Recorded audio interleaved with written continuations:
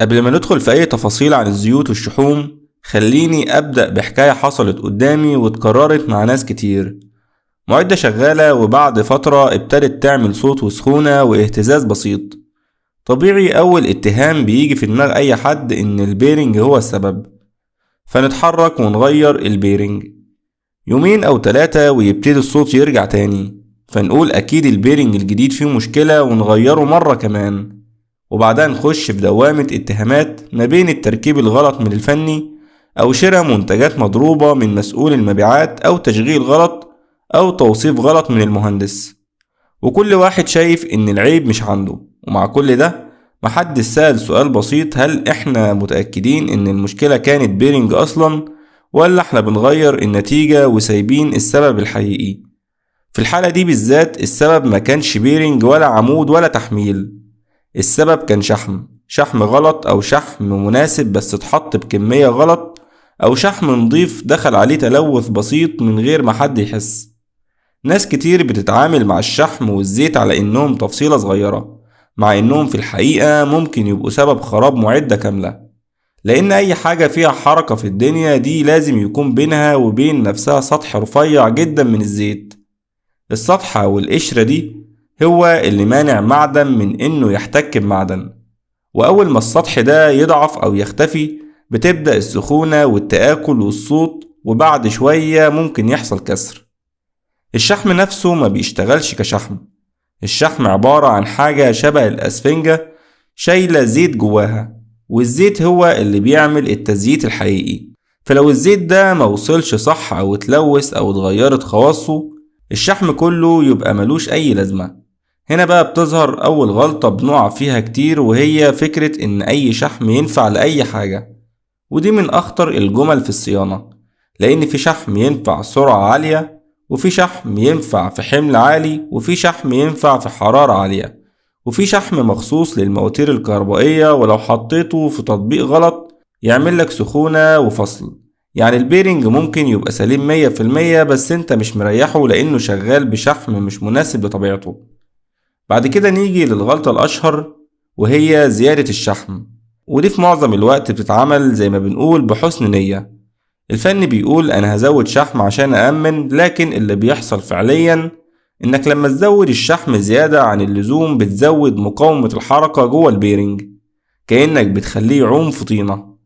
المقاومة دي بترفع الحرارة، والحرارة بتكسر خواص الزيت اللي جوه الشحم، والزيت بيبدأ يفصل. وبعدها بتلاقي الشحم نفسه اتغير قوامه والبيرنج سخن أكتر.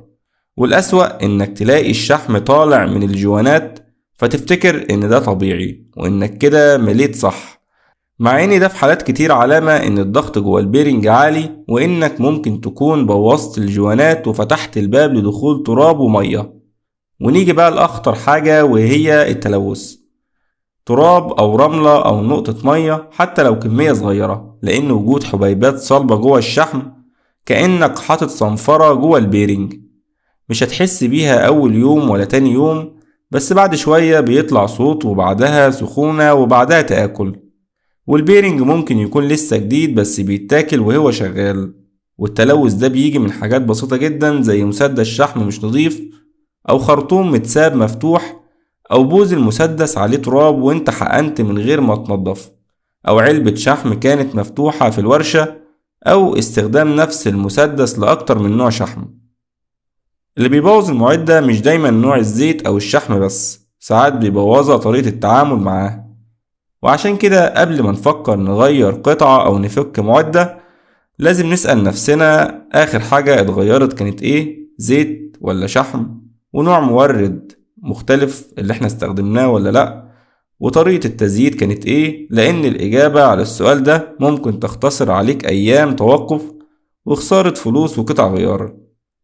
فمثلا جير بوكس صوته عالي وحرارته في تزايد، ناس كتير على طول تقول التروس راحت ونفتح ونصرف ونقيس، وفي الآخر نكتشف إن الزيت اللي اتحط لزوجته مش مناسبة، أو نوعه مش متصمم للأحمال دي، أو حد قال حط زيت تقيل أحسن فعمل سخونة وأكسدة والزيت ضعف وابتدت تآكل.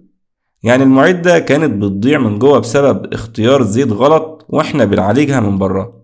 علشان كده المحاضرات دي مش هدفها إننا نحفظ أسماء زيوت ولا أرقام، هدفها إنك تبقى فاهم وبتسأل الأسئلة الصح، لأن الزيوت والشحوم تأثيرها مش فوري. الغلطة النهاردة نتيجتها ممكن تبان بعد أسبوع أو شهر، وساعتها تبقى غيرت بيرنج مرتين ولسه المشكلة موجودة فتوه، مع إن السبب كان من أول يوم.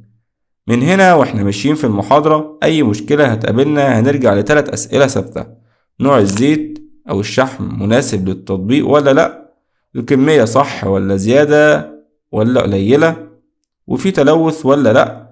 ولو عرفت تجاوب على التلاتة دول صح، صدقني هتوصل لنص الحل قبل ما تفك مسمار واحد.